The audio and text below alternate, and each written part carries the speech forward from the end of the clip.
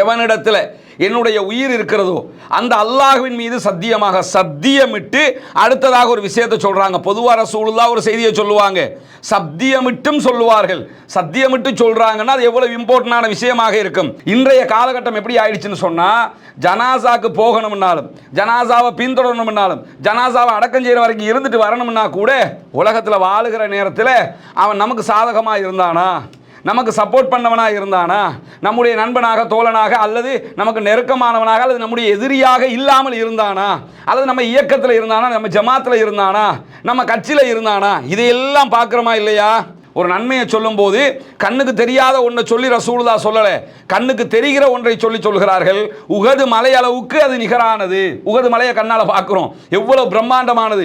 அந்த உகது மலை அளவுக்கு ஒரு குவியல் நன்மை உங்களை அடையும்னா, இதில் யார் அடக்கம் செய்கிற வரைக்கும் இருந்துவிட்டு வருகிறாரோ அவருக்கு 2 குவியல்கள் கிடைக்கிறது என்று சொன்னால், அப்போ 2 உகது மலை அளவுக்கு உண்டான நன்மை ஒரு ஜனாசாவில் பங்கெடுத்து அதை அடக்கம் செய்கிற வரைக்கும் இருந்துவிட்டு வந்து விட்டோம் என்றால் நமக்கு கிடைத்து விடுகிறது எனும்போது அதை செய்வதற்கு ஏன் தயக்கம்? உன்னிடத்தில் என்னுடைய இந்த அடியான் பசி என்று வந்தான், எனக்கு உணவுதா என்று சொல்லி இந்த அடியான் உணவு கேட்டு வந்தான். அவனுக்கு நீ உணவு கொடுத்தாயா? நீ உணவு கொடுக்கவில்லை. தெரிஞ்சுக்க, நீ அவனுக்கு உணவு கொடுத்திருந்தா அவனிடத்தில் என்னை கண்டிருப்பாய். அவனுக்கு உணவு கொடுத்திருந்தாலே நீ எனக்கு உணவு தந்த மாதிரி, நீ அவனுக்கு உணவு கொடுக்கலங்கிறது எனக்கு உணவு தராத மாதிரி. இறைவனெல்லாம் வந்து எனக்கு பசின்னு கேட்க மாட்டான், ஆனால் ஒரு ஏழை வந்து கேட்பான். கேட்கிற போது நம்ம உணவு கொடுக்கலன்னு சொன்னா இறைவன் உணவு கேட்டு கொடுக்காததற்கு சமானமான குற்றம்.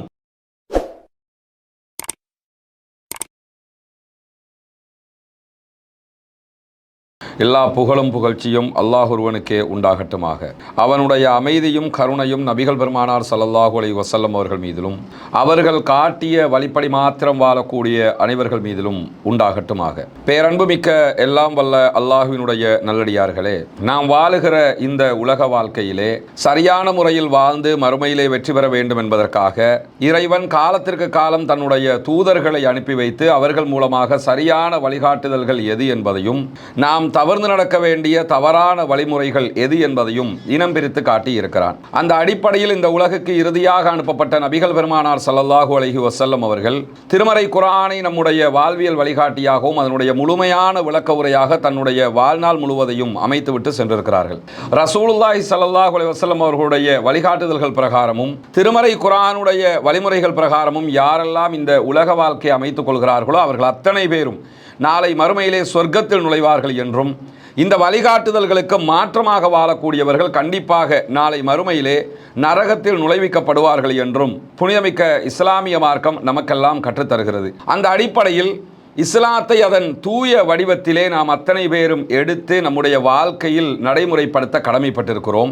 அப்படி நடைமுறைப்படுத்துகிற சந்தர்ப்பத்தில் தான் நாளை மறுமையிலே நாமும் வெற்றி பெற முடியும் என்பதை ஆழமாக நாம் மனதிலே பதித்துக் கொள்ள வேண்டும்.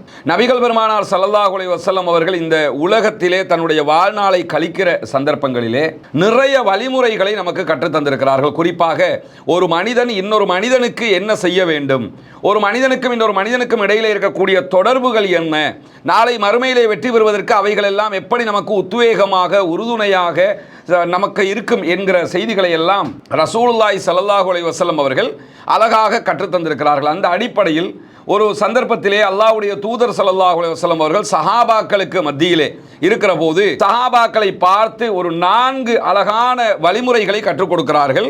இபாதத்து சார்ந்த அழகிய வழிமுறைகளாக அவைகள் அமையப்பட்டிருக்கின்றன. அல்லாஹ்வுடைய தூதர் ஸல்லல்லாஹு அலைஹி வஸல்லம் அவர்கள் சொல்கிறார்கள், இன்றைய நாளில் நோன்பு பிடித்தவர் யார் அப்படின்னு சொல்லி கேட்குறாங்க சஹாபாக்களை பார்த்து.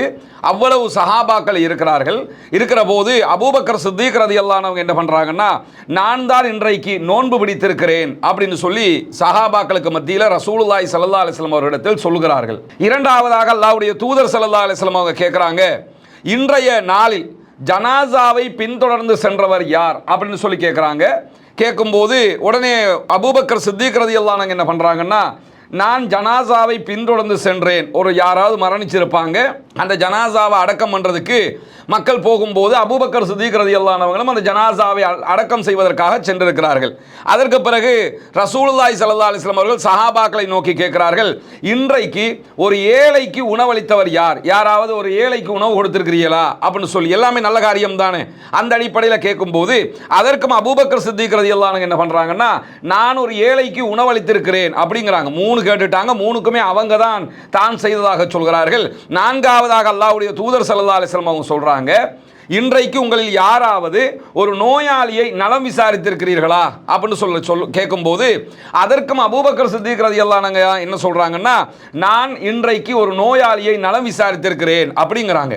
அப்ப 4 காரியங்கள், அந்த 4 காரியங்களையும் தானே செய்ததாக சொல்லும்போது அல்லாஹ்வுடைய தூதர் ஸல்லல்லாஹு அலைஹி வஸல்லம் என்ன சொல்றாங்கன்னு கேட்டா, இந்த 4 காரியங்களையும், இந்த 4 நற்செயல்களையும் யார் ஒரு சேர ஒரே நாளில் பண்றாரோ அவருக்கு சொர்க்கம் கடமையாகி விட்டது, அவர் சொர்க்கம் நுழையாமல் இருக்க மாட்டார் அப்படின்னு சொல்லக்கூடிய செய்தி சஹீஹ் முஸ்லிம்ல பதிவு செய்யப்பட்டிருக்கக்கூடிய காட்சியை நம்ம பார்க்க முடிகிறது.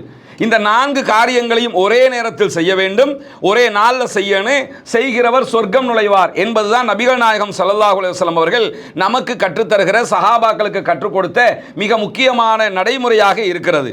நோன்பு நோற்றல், அதே போன்று ஜனாசாவை பின்தொடர்ந்தது, நோயாளியை நலம் விசாரிக்கிறதுக்காக போறது, ஒரு ஏழைக்கு உணவு கொடுக்கிறது. இந்த 4 காரியங்களை நம்ம எடுத்துக்கிட்டோம்னா 4 காரியங்களும் பெரிய காரியங்கள், அதற்காக பல லட்சங்கள் முதலீடு பண்ண வேண்டிய காரியங்கள், ரொம்ப காலம் எடுத்து செய்ய வேண்டிய காரியங்கள் என்று அமைந்திருக்கிறதா என்று கேட்டால் கண்டிப்பாக அப்படி அமைந்த காரியங்கள் கிடையாது. எல்லாமே நம்ம வளமையாக செய்வதற்கு முடியுமான, செலவீனங்கள் இல்லாத, ரொம்ப சிம்பிளாக இருக்கக்கூடிய காரியங்களாகத்தான் நாம் அதை பார்க்க முடியும். அந்த காரியங்களைத்தான் அல்லாஹ்வுடைய தூதர் ஸல்லல்லாஹு அலைஹி வஸல்லம் அவர்கள் நமக்கு கற்றுத்தந்து அபூபக்கர் சித்திக் ரலியல்லாஹு அன்ஹு அவர்கள் அதை செய்ததாக சொல்லி காட்டி, சொர்க்கம் நுழைவீர்கள், இதனை செய்யுங்கள் என்று நமக்கு அழகாக வழிகாட்டுகிறார்கள். இந்த காரியங்களை எத்தனை பேர், எத்தனை தடவைகள், எந்தெந்த சந்தர்ப்பங்களில் எல்லாம் செய்திருக்கிறோம் என்பதை யோசித்து பாருங்கள். நம்முடைய வாழ்நாள் இவற்றை செய்வதற்கு நாம் நேரம் ஒதுக்கி இருக்கிறோமா? நம்முடைய வாழ்நாளில் அதற்கு பக்குவப்படுகிறோமா? அதற்கான காரியங்களுக்கு முனைப்பு காட்டி இருக்கிறோமா என்று சொன்னால் கிடைத்தால் செய்கிறோமே தவிர அதற்காக முனைப்படுத்தி செய்வது என்பது மிக மிக குறைவாக இருப்பதை கண்ணுக்கு முன்னால் நாம் பார்க்க முடிகிறது. அல்லாஹ்வுடைய தூதர் ஸல்லல்லாஹு அலைஹி வஸல்லம் அவர்கள் இன்றைய நாள் உங்களில் யார் நோன்பு நோற்றார்கள் என்று கேட்டார்கள். கேட்கும்போது முதல் கேள்வியே அதுதானே, நான் தான் செய்தேன் யா ரசூலல்லாஹ் என்று சொல்லி அபூபக்கர் சித்திக் ரலியல்லாஹு அன்ஹு அவர்கள் சொல்லுகிறார்கள். நோன்பை பற்றி இஸ்லாம் நமக்கு கற்றுத்தருகிற அழகான பல வழிமுறைகள், அதிலே மிக முக்கியமான வழிமுறை என்னன்னா, நோன்பு என்பது ஜுன்னா, அது ஒரு கேடயம், உங்களுக்கு நரகத்தை விட்டு உங்களை பாதுகாக்கும், பாவங்களில் இருந்து உங்களை பாதுகாக்கும், அப்படிப்பட்ட ஒரு கேடயம். ஒரு நோன்பாளி என்னும் போது நோன்போட இருக்கிற நேரத்தில், மற்ற நேரத்தில் பாவம் செய்வதற்கு நம்ம எத்தனித்தாலும், மற்ற நேரங்களில் பாவம் செய்வோம் என்று துணிந்தாலும், நோன்போட இருக்கிற போது பாவம் செய்வதற்கு துணிந்திருக்கிறோமா? அப்படி துணிகிற எண்ணங்கள் வருகிறதா? ஒரு குற்றத்தை செய்யணும்னு வந்தாலும் நோம்பாளி, நோன்பு பாலா போயிரும் என்பதற்காக செய்யாமல் இருப்போம். அதனாலேயே நம்ம நரகத்தை விட்டும் பாதுகாக்கப்பட்டு விடுவோம். அதைத்தான் ரசூலுல்லாஹ் சொல்றாங்க, நோன்பு என்பது ஒரு கேடயம், உங்களை பாவங்களை விட்டு பாதுகாத்துரும், நரகத்தை விட்டு பாதுகாக்கக்கூடிய ஒரு கேடயமாக இருக்கிறது என்று சொல்லிட்டு, அதனால தான் நோன்பாளி கெட்ட பேச்சுக்களை பேச வேண்டாம் அப்படிங்கிறாங்க. நோன்பாளியா இருக்கிறீங்களா, கெட்ட பேச்சுக்களை பேசாதீங்க அப்படின்னா, நம்ம நோம்போடு இருக்கிறோங்கிற பயத்திலேயே நோன்பு பாலா போயிருங்கிறதுக்காக கெட்ட விஷயங்களை செய்ய மாட்டோம், முட்டாள்தனமான காரியங்களில் ஈடுபட மாட்டோம். இதெல்லாம் இஸ்லாம் தடுக்கிறது. நோன்பாளியாக இருந்தால் நீங்கள் இதெல்லாம் பண்ணுங்க அப்படின்னு சொல்லிட்டு இந்த காரியங்களை நீங்கள் கடைபிடிக்க வேண்டும் என்கிற கட்டளையை இஸ்லாம் சொல்கிறது. சொல்லிட்டு என்ன சொல்றாங்கன்னு சொன்னா, யாரோடையாவது உங்களுக்கு சண்டை வருகிறதா, சண்டை வந்தா நான் நோன்பாளின்னு சொல்லி ஒதுங்கிருங்க. ஒரு பிரச்சனை வந்தா கூட நோம்போட இருக்கிறீங்க, நோம்போட இருக்கும்போது நான் நோம்பாளி என்று ஒதுங்கிருங்க. அதுக்கு தான் இந்த நோன்பை இஸ்லாம் ஏன் கற்றுத்தருகுதுன்னு சொன்னால், நிறைய விஷயங்கள்ல இருந்து நம்மை நாமே பாதுகாத்து கொள்ள முடியும். அதை சொல்லிட்டு அல்லாஹ்வுடைய தூதர் ஸல்லல்லாஹு அலைஹி வஸல்லம் தொடர்ந்து சொல்லக்கூடிய ஒரு செய்தி என்னன்னு கேட்டால், எவனிடத்தில் என்னுடைய உயிர் இருக்கிறதோ அந்த அல்லாஹ்வின் மீது சத்தியமாக சத்தியமிட்டு அடுத்ததாக ஒரு விஷயத்தை சொல்றாங்க. பொதுவாக ரசூலுல்லாஹ் ஒரு செய்தியை சொல்லுவாங்க, சத்தியமிட்டும் சொல்லுவார்கள். சத்தியமிட்டு சொல்றாங்கன்னா அது எவ்வளவு இம்பார்ட்டன்டான விஷயமாக இருக்கும். நோன்பாளியின் வாயிலிருந்து வரக்கூடிய துருவாடை இருக்கிறதே, அந்த துருவாடை கூட நாளை மறுமையிலே கஸ்தூரியினுடைய வாடைக்கு நிகராக இருக்கும் அதை விட சிறந்ததாக இருக்கும் அப்படிங்கிறாங்க அல்லாஹ்வுடைய தூதர். அப்போ நோம்போடு இருக்கல நம்ம இரவு சாப்பிட்டுருவோம், பகல் நேரங்கள் இருக்கிறதுனால வாயிலிருந்து வாடை வரும்.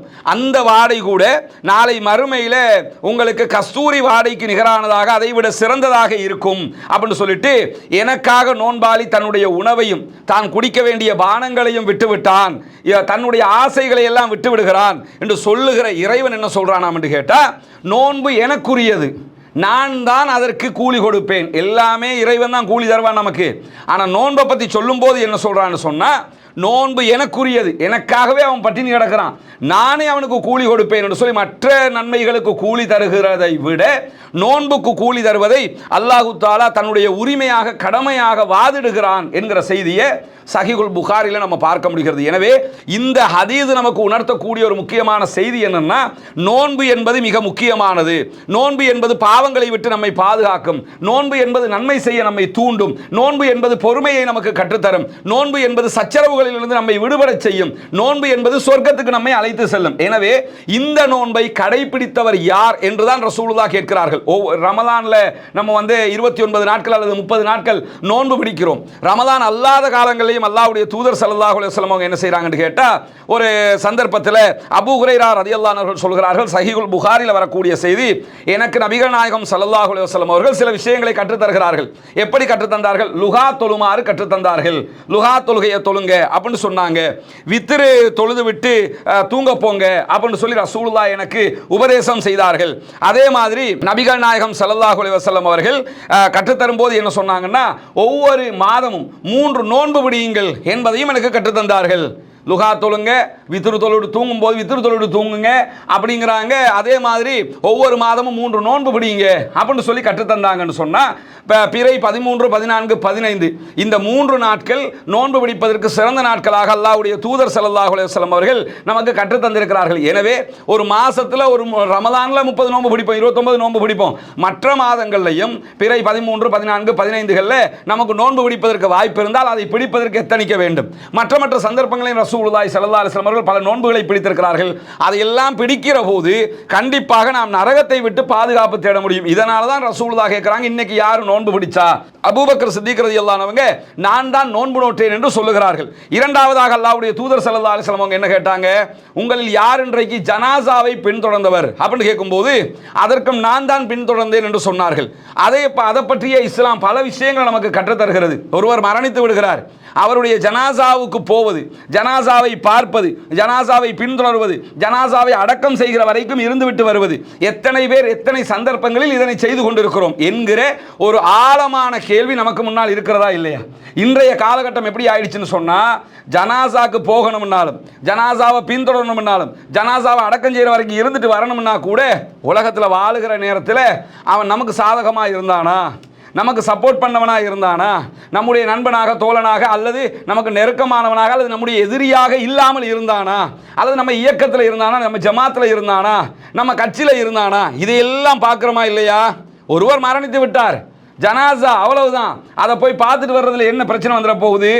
அதுக்கு நம்ம அவர் குர்ஆன் சொன்ன அடிப்படையில் வாழ்ந்தவராக இருந்தால் அவருக்கு பின்தொடர்ந்து சென்று தொழுகை நடத்தி அவர் அடக்கம் செய்துவிட்டு வருவதில் எவ்வளவு நன்மைகள் இருக்க போகிறது. அவ்வளவு நன்மைகளை இழக்கிற விதமாக அவர் யார் தெரியுமா? அவர் அந்த இயக்கத்தை சேர்ந்தவர். அவரை ஜனாசாக்கு நியாயம் போகிறது. ஜனாசாவுக்கு போவதற்கு கூட, ஒரு ஆறுதல் சொல்வதற்கு கூட அவன் நம்ம இயக்கமா, அந்த இயக்கமா, அந்த ஜமாத்தா, இந்த ஜமாத்தா, எத்தனை பேர் இன்னும் இத்தனை ஆண்டுகளை கடந்து போய்கிட்டு இருக்கிறோம்.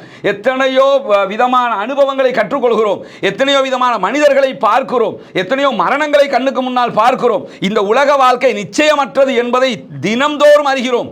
அப்படி அறிஞ்சாலும் என்ன பண்றோம்னு சொன்னா, இவன் நம்ம ஜமாத்தா, அந்த இயக்கமா, இந்த இயக்கமா, அங்க வந்தானா, இங்க வந்தானா, இதையெல்லாம் பார்த்து ஒரு ஜனாசாவுக்கு செல்வதற்கு கூட மனமில்லாத மக்களாக பல பேர் இருப்பதை நீங்கள் பார்க்க முடியும். அல்லாஹ்வுடைய தூதர் ஸல்லல்லாஹு அலைஹி வஸல்லம் என்ன சொல்றாங்கன்னு சொன்னா, எவர் ஒருவர் ஈமான் கொண்டவராக, அதே நேரத்தில் நன்மை எதிர்பார்த்தவராக ஒரு முஸ்லிமுடைய ஜனாசாவை பின்தொடர்ந்து போகிறார், அதற்காக தொழுகை நடத்தப்படுகிறது, அந்த தொழுகையிலே கலந்து கொள்கிறார், அதுக்கு பிறகு அதை அடக்கம் செய்கிற வரைக்கும் அந்த ஜனாசாவோட இருக்கிறார், போறாரு, ஜனாசாவை பார்க்கிறாரு, அதுக்காக தொழுகை நடத்தப்படுகிற தொழுகையில் கலந்து கொள்றாரு, அதற்கு பிறகு அடக்கம் செய்கிற வரைக்கும் இருக்கிறாரு. அப்படி இருந்தாருன்னு சொன்னா அவர் 2 கீராத் 2 குவியல் நன்மைகளை பெற்றுக்கொள்கிறார் அப்படிங்கிறாங்க. சொல்லிவிட்டு ரசூலுல்லாஹி ஸல்லல்லாஹு அலைஹி வஸல்லம் அவங்க ஒவ்வொரு கீராத் ஒவ்வொரு குவியலும் எப்படிப்பட்டதுன்னு சொல்லும்போது ஒவ்வொரு குவியல் நன்மைகளும் உஹது மலைக்கு நிகரானது அப்படிங்கிறாங்க. ஒரு நன்மையை சொல்லும் போது கண்ணுக்கு தெரியாத ஒன்றை சொல்லி ரசூலுல்லாஹ் சொல்லல, கண்ணுக்கு தெரிகிற ஒன்றை சொல்கிறார்கள். உஹது மலை அளவுக்கு அது நிகரானது. உஹது மலையை கண்ணால பார்க்கிறோம், எவ்வளவு பிரம்மாண்டமானது. அந்த உஹது மலை அளவுக்கு ஒரு குவியல் நன்மை உங்களை அடையும்னா இதுல யார் அடக்கம் செய்கிற வரைக்கும் இருந்துவிட்டு வருகிறாரோ அவருக்கு 2 குவியல்கள் கிடைக்கிறது என்று சொன்னால், அப்ப 2 உஹது மலை அளவுக்கு உண்டான நன்மை ஒரு ஜனாசாவில் பங்கெடுத்து அதை அடக்கம் செய்கிற வரைக்கும் இருந்துவிட்டு வந்து விட்டோம் என்றால் நமக்கு கிடைத்து விடுகிறது எனும் போது அதை செய்வதற்கு ஏன் தயக்கம்? தொழுகிறோம், நோம்பு பிடிக்கிறோம், மற்ற இபாதத்துக்களை செய்கிறோம், இபாதத்தை செய்யணும்னு வலியுறுத்துறோம், பயான் பண்றோம், பிரச்சாரம் பண்றோம், நாடு முழுக்க திருமண பிரச்சாரம், அந்த பிரச்சாரம் இந்த பிரச்சாரம், எத்தனை பிரச்சாரங்கள், எவ்வளவு பொதுக்கூட்டங்கள், எவ்வளவு கொத்துபாக்கள், எவ்வளவெல்லாம் பண்றோம். இவ்வளவெல்லாம் பண்ணக்கூடிய நம்ம ஒரு ஜனாசாவில் பங்கெடுப்பதற்கு ஏன் தயக்கம்? ஏன் மனது வரவில்லை? ஏன் உங்களுடைய உள்ளம் இடம் கொடுக்கவில்லை? இப்படியான ஒரு நன்மை நமக்காக கிடைக்க போகிறதே, 2 கீராத்துக்கள் நன்மை என்பது யாராவது சும்மா தர முடியுமா? காசை கொடுத்து எடுக்க முடியுமா? பொருளை கொடுத்து வாங்க முடியுமா? எதையுமே பண்ண முடியாது. அப்படிப்பட்ட ஒரு உன்னதமான ஒரு நன்மை அல்லாஹ் தஆலா நமக்கெல்லாம் தர காத்திருக்கிறான் என்கிற செய்தியை சஹீஹுல் புகாரியில நம்ம பார்க்க முடிகிறது. இவ்வளவு நன்மைகள் பெறக்கூடிய ஒரு விவகாரத்தை ஒவ்வொரு காரணத்துக்காக தள்ளி போட்டு விடுகிறோம், கண்டுகொள்ளாமல் இருக்கிறோம். ஜனாசா செய்தி வரும், இன்னார் மவுத்தாயிட்டார்ல, என்ன செய்ய, நல்லா நல்லா இருந்த மனுஷன் தான், ரொம்ப தங்கமான மனுஷன் தான், நமக்கு தான் போக முடியலை, கடையை மூடிட்டு போகணும்ல, அந்த வேலையில் இருக்கிறோம், இந்த வேலையில் இருக்கிறோம். இதே மாதிரி நம்ம ஜனாசாவாக இருக்கிற போது நமக்கும் 4 பேர் கதையை சொல்லிட்டு இருப்பாரா இல்லையா? வராமல் இருக்க கூடுமா இல்லையா? அவர்கள் வருவதால் தானே நம்முடைய ஜனாசாவுக்கு அவர்களுடைய பிரார்த்தனை கிடைக்குமா இல்லையா? அப்போ நம்ம ஜனாசாவுக்கு 4 பேர் வரணும்னா, நம்ம ஜனாசாவில் 10 பேர் கலந்து கொள்ளணும்னு சொன்னால், நாமும் இருக்கிற காலத்தில் இப்படியான நல்ல காரியங்களை செய்து காட்ட வேண்டுமா இல்லையா? அவருடைய ஜனாசாக்களில் பங்கெடுக்க வேண்டுமா இல்லையா? போகணுமா இல்லையா? ஆனால் அதை தவிர்த்து கொள்வதற்கான பல வழிமுறைகளையும் நாம் கடைபிடித்துக் கொண்டிருக்கிறோம். எந்த சந்தர்ப்பத்திலையும் ஒரு ஜனாசாவினுடைய செய்தி வருகிறதா, எவ்வளவு முடிந்த அளவுக்கு ஜனாசாவை சென்று பாருங்கள், அவர்களுக்காக பிரார்த்தனை செய்யுங்கள். அவர்கள் இணை வைக்காத பட்சத்தில் அல்லாஹ் தஆலா அவர்களுக்கு கூலி கொடுக்க போதுமானவனாக இருக்கிறான். அவருடைய ஜனாசா தொழுகையில் பங்கெடுக்க முயற்சி பண்ணுங்கள்.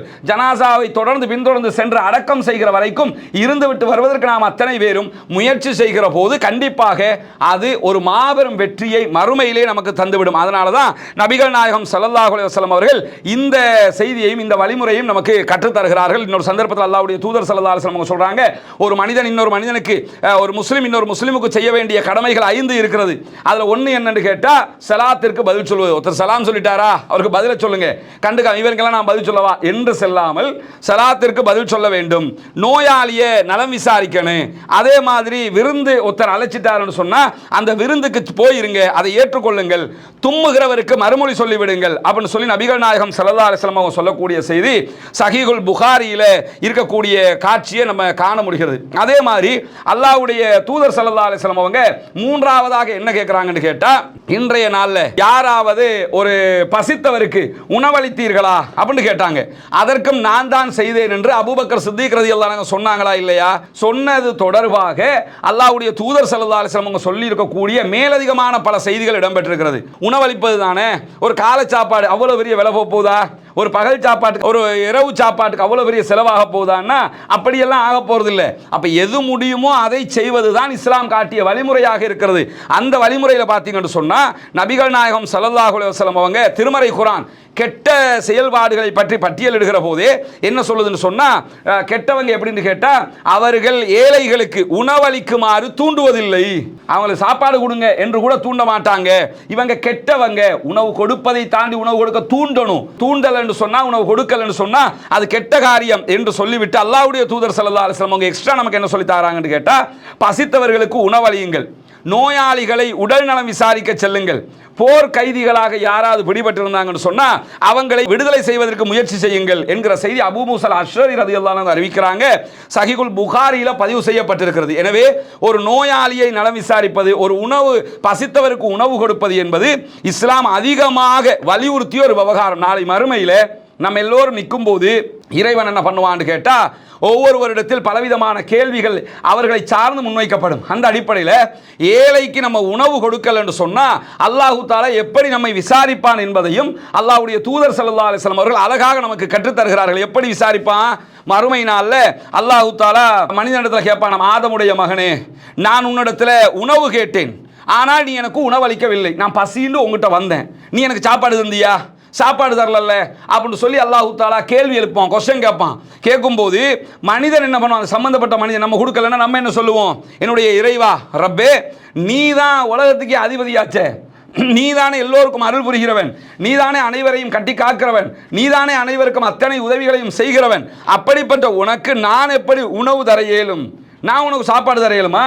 நீதானே எங்களுக்கே சாப்பாடு தரணும் இறைவா அப்படின்னு சொல்லி அவர் கேட்பாரு. கேட்கும்போது அல்லாஹு தாலா திருப்பி என்ன கேட்பானாம்னு சொன்னா, உன்னிடத்தில் என்னுடைய இந்த அடியான் பசி என்று வந்தான், எனக்கு உணவுதா என்று சொல்லி இந்த அடியான் உணவு கேட்டு வந்தான், அவனுக்கு நீ உணவு கொடுத்தாயா? நீ உணவு கொடுக்கவில்லை. தெரிஞ்சிக்க, நீ அவனுக்கு உணவு கொடுத்திருந்தா அவனிடத்தில் என்னை கண்டிருப்பாய். அவனுக்கு உணவு கொடுத்திருந்தாலே நீ எனக்கு உணவு தந்த மாதிரி, நீ அவனுக்கு உணவு கொடுக்கலங்கிறது எனக்கு உணவு தராத மாதிரி. இறைவனெல்லாம் வந்து எனக்கு பசின்னு கேட்க மாட்டான், ஆனால் ஒரு ஏழை வந்து கேட்பான்.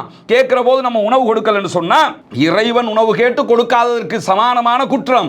ஒரு ஏழை வந்து அவனுக்கு நம்ம உணவு கொடுக்காம புறக்கணிச்சிட்டோம்னா இறைவனையே நம்ம புறக்கணித்த குற்றம் நமக்கு உண்டாகிவிடும். எனவேதான் இறைவன் சொல்லுகிறான், இப்படி நான் வந்தேன், கேட்டேன், நீ தந்தாயா? தரல என்று இந்த ஒப்பீட்டை சொல்லி கேட்கக்கூடிய இப்படியான ஒரு சம்பவம் நடைபெறும் என்பதை ரசூலுல்லாஹி ஸல்லல்லாஹு அலைஹி வஸல்லம் அவர்கள் சொல்கிறார்கள். சஹீஹ் முஸ்லிமிலே இது பதிவு செய்யப்பட்டிருக்கிறது. அப்ப எவ்வளவு ஒரு முக்கியமான ஒரு காரியம் பசித்தவர்களுக்கு உணவு அளிப்பது என்பது. அப்ப இந்த பசித்தவர்களுக்கு உணவு அளிக்கிற காரியத்தில் எத்தனை தடவைகள் எப்படியெல்லாம் நாம் நடந்து கொள்கிறோம் என்பதை சிந்தித்து பாருங்கள். வீட்டுக்கு பசின்னு ஒருத்தர் வந்து கேட்கிறாரு, 5 ரூபா காசை கொடுத்து அனுப்பிச்சு விட்டுறோம். பசின்னு கேட்கிறான். பசி என்று கேட்கும் போது நம்ம வீட்டில் எது இருக்குதோ கொஞ்சம் வாங்க, உள்ள வாங்க என்று சொல்லி நம்ம சாப்பிடுகிற இடத்துல அவரை உட்கார வச்சு நம்மளும் அவரோட உட்கார்ந்து சாப்பிட்ட வளமை இருக்கிறதா? ஒரு ஏழையோடு அருகருகிலே உட்கார்ந்து அமர்ந்து சாப்பிட்டு பாருங்கள். நாம் சாப்பிடுகிற அதே உணவை கொடுத்து பாருங்கள். நாம் சாப்பிடுகிற அதே தட்டில் அவரையும் அப்படியே அமர வைத்து சாப்பாடு கொடுத்து பாருங்கள். அவருடைய எண்ணம், அவருடைய ஆசை, அவருடைய பூரிப்பு, அவருடைய மகிழ்ச்சி எல்லாம் அன்றைக்கு நீங்கள் பார்க்க முடியும். வாழ்நாளில் ஒரு முறையாவது அப்படி நடந்து பாருங்கள். எவ்வளவு ஒரு இனிப்பான நிகழ்வாக அந்த நிகழ்வு இருக்க போகிறது என்பதை நாம் புரிந்து கொள்ள முடியும். எனவே நாம் பக்குவப்படுவது என்பது, மார்க்கத்தில் நடமாடுவது என்பது, மார்க்கத்தை ஏற்றுக்கொள்வது என்பது, மார்க்கத்தோடு வாழ்வது என்பது எப்படி என்று சொன்னால், ரசூலுல்லாஹ் சொன்ன இந்த காரியங்கள் எல்லாம் நம்முடைய வாழ்க்கை, நம்முடைய நடவடிக்கையில் இருக்க வேண்டும். மிகச்சிறந்த நட்பண்புகளாக இவைகள் பார்க்கப்படும். இதே நேரத்தில் அல்லாஹ்வுடைய தூதர் ஸல்லல்லாஹு அலைஹி வஸல்லம் அவங்க இறுதியாக 4ஆவதாக சபையில் கேட்ட கேள்வி என்ன? யார் ஒரு நோயாளியை நலம் விசாரித்தீர்கள் என்று கேட்டார்கள். அதற்கும் நான் தான் அல்லாஹ்வுடைய தூதரே என்றார்கள் அபூபக்கர் சித்திக் ரலியல்லாஹு அன்ஹு அவர்கள். இந்த செய்தியும் நமக்கு உணர்த்துகிற பாடம் என்ன? ஒரு நோயாளியை எத்தனை தடவை நலம் விசாரிக்க சென்றோம்? நேரடியாலாம் கூட போக தேவையில்லைங்க. ஒரு மொபைலில் கால் பண்ணி பேச முடியாது. என்னங்க உடம்பு முடியாமல் இருக்கிறீங்களாமே, என்ன நடந்தது, எப்படி இருக்கிறீங்க, நாங்கள்லாம் உங்களுக்கு துஆ செய்கிறோம், அல்லாஹ் உங்களை கைவிட மாட்டாங்க, கொஞ்சம் பொறுமையாக இருங்க. இதுக்கு நமக்கு ஒரு 2 நிமிஷம் போத்தாதா? ஒரு 5 நிமிஷம் பேச முடியாதா? 24 மணி நேரங்கள் நேரம் இருக்கிறது. இதிலே ஒரு 2 நிமிடங்கள் ஒரு நோயாளியை நலம் விசாரிப்பதற்கு நம்ம ஒதுக்க முடியாதா? பக்கத்தில் இருப்பாருன்னா அவரை போய் பார்த்துட்டு வந்துட முடியாதா? ஒரு ஊருக்கு போகிறோம், அந்த ஊரில் இப்படி ஒரு நோயாளியாக இருக்கிறார், போய் பார்த்துட்டு. நிறைய பேருக்கு கௌரவம் தடுக்கிறது, நிறைய பேருடைய மரியாதைன்னு அவனை நினச்சிக்கிட்டு இருப்பான், அது அவனை தடுத்துக்கிட்டு இருக்குது. நமக்கு அவன் என்ன பேச்செல்லாம் பேசினா, அவன்கிட்ட போய் எப்படி நம்ம போய் நிற்கிறது? அவனுக்கு நோயினா நம்ம ஏன் போய் பார்க்கணும்? அவனை பார்க்கறதுக்கு யாராவது பார்த்துக்கிட்டு போட்டும், நம்ம தான் பார்க்கணுமா என்று கௌரவம் தடுக்கிறது. அந்த கௌரவத்தை தூக்கி கடாசி விட்டு நாம் நோயாளியை நலம் விசாரிக்க செல்ல வேண்டும். அவனிடத்தில் போய் அவனுக்கு ஆறுதல் சொல்ல வேண்டும். அல்லாஹ்வுடைய தூதர் ஸல்லல்லாஹு அலைஹி வஸல்லம் யூத சிறுவன் நோயாளியாக இருக்கிறான் என்கிற போது அவனை பார்ப்பதற்காக போனார்களா இல்லையா? போய் ஆறுதல் சொன்னார்களா இல்லையா? சொல்லிவிட்டு அந்த ஆறுதலில் எக்ஸ்ட்ரா என்ன சொன்னாங்க? நான் நபி வந்திருக்கிறேன், என்னை நீ என்னுடன் இத்தனை ஆண்டு காலம் இருந்திருக்கிறாய், நான் சொன்ன போதனைகளை நீ ஏற்றுக்கொள்ளக்கூடாதா எனும்போது அந்த சிறுவன் வாப்பாட முகத்தை பார்க்கிறான், தகப்பன முகத்தை பார்க்கிறான். அவரும் நீ முகமது எதை சொல்கிறாரோ அந்த மார்க்கத்தை ஏற்றுக்கொள்ள என்கிறார். உடனே அந்த சிறுவன் இஸ்லாத்தை ஏற்றுக்கொண்டவனாக அவனுடைய இறுதி காலம் கழிகிறது. ஒருவர் சிறுக்கு வைக்கக்கூடியவர், இணை வைக்கக்கூடியவராக இருக்கிறாரு, அவருடைய இடத்துக்கு அவரை நலம் விசாரிக்க போறிய. நம்ம நலம் விசாரிக்க போறோம்னா நம்ம இயக்கத்தவனா இருக்கணும், நம்ம ஜமாத்துக்காரனா இருக்கணும், நம்ம கட்சிக்காரனா இருக்கணும், நம்ம ஆதரவாளனா இருக்கணும். அதுக்கு முடிவெடுக்கிறோம். எப்படி ஜனாசாக்கு முடிவெடுக்கிறோமோ அதே தான் நோயாளிக்கும் பல பேர் முடிவெடுக்கிறாங்க. யாரோ ஒருவர் நோயாளியாக இருக்கிறார், நலம் விசாரிக்க செல்லுங்கள். அவரை நலம் விசாரிக்க போறோம், அவர் சிறுக்கு செய்கிறவராக இருக்கிறாரு, மார்க்கத்தில் நேர் முரணான காரியங்களை செய்கிறவராக இருக்காரு. அந்த டைம் உணர்த்துங்க. நீங்கள் இப்படியெல்லாம் பண்ணுறீங்க பாவா, ஆனால் அதெல்லாம் பிழையானது, அதுவெல்லாம் தவறானது, இஸ்லாம் காட்டிய வழிமுறைகளுக்கு நேர்முரணானது, இணை வைக்கிற காரியம், நாளை மறுமையிலே நம்ம தோற்று போயிடுவோம், அதை செய்யாமல் அல்லாஹ்விடத்தில் கையேந்துங்க, அல்லாஹ்விடத்தில் பிரார்த்தனை பண்ணுங்க, அல்லாஹ்ட்டே எல்லாத்தையும் முன்வைங்க என்கிற தௌஹீதை, என்கிற ஏகத்துவத்தை, என்கிற ஒரே இறை கொள்கையை நீங்கள் அவரிடத்தில் அந்த இடத்தில் உணர்த்தினால் சில நேரங்களில் மரண தருவாய் அதை ஏற்றுக்கொள்வதற்கு வாய்ப்பாக இருக்கும். நோயாளியாக இருக்கிற அந்த நேரம் அதை அவர் ஏற்றுக்கொள்வதற்கு அது ஒரு சிறந்த சந்தர்ப்பமாக இருக்கும். இதையெல்லாம் உணர்த்தணுமா வேணாமா? இதற்குத்தான் இஸ்லாம் என்ன பண்ணுதுன்னு கேட்டா, நோயாளியை நலம் விசாரிக்க செல்லுங்கள் என்கிற இந்த வழிமுறையை நமக்கு காட்டி தருவது மட்டுமல்லாமல் ஒரு சந்தர்ப்பத்தில் அல்லாஹ்வுடைய தூதர் ஸல்லல்லாஹு அலைஹி வஸல்லம் சொல்லக்கூடிய செய்தி சஹீஹ் முஸ்லிம், திர்மிதி, அஹ்மத் ஆகிய பல கிரந்தங்களில் பதிவு செய்யப்பட்டிருக்கிறது. நோயாளியை நலம் விசாரித்துக் கொண்டிருக்கிற ஒருவர் திரும்பி வருகிற வரைக்கும் சொர்க்கத்தினுடைய கனிகளை பறித்து கொண்டிருக்கிறார் அப்படிங்கிறாங்க ரசூலுல்லாஹ். நோயாளியை நலம் விசாரிக்க போயிட்டோம், போய் அதை முடிச்சிட்டு வருகிற வரைக்கும் அந்த டைம் இருக்குதுல்ல, அந்த டைம் சொர்க்கத்தின் கனிகளை பறித்து கொண்டிருக்கிற நேரம் அது அப்படின்னு சொல்லி ரசூலுல்லாஹ் சொர்க்கத்துக்குரிய காரியமாகவே அதனை கற்றுத்தருகிறார்கள்.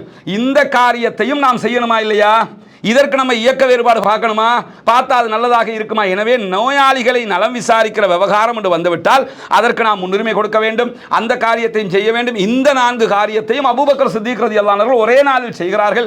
ரசூலுல்லாஹி ஸல்லல்லாஹு அலைஹி வஸல்லம் என்ன செய்றாங்கன்னா, ஒரே நாளில் இந்த 4 காரியங்களை செய்கிறவர் சொர்க்கம் நுழைவார் என்பதை திட்டவட்டமாக நமக்கு கற்றுத்தருகிறார்கள்.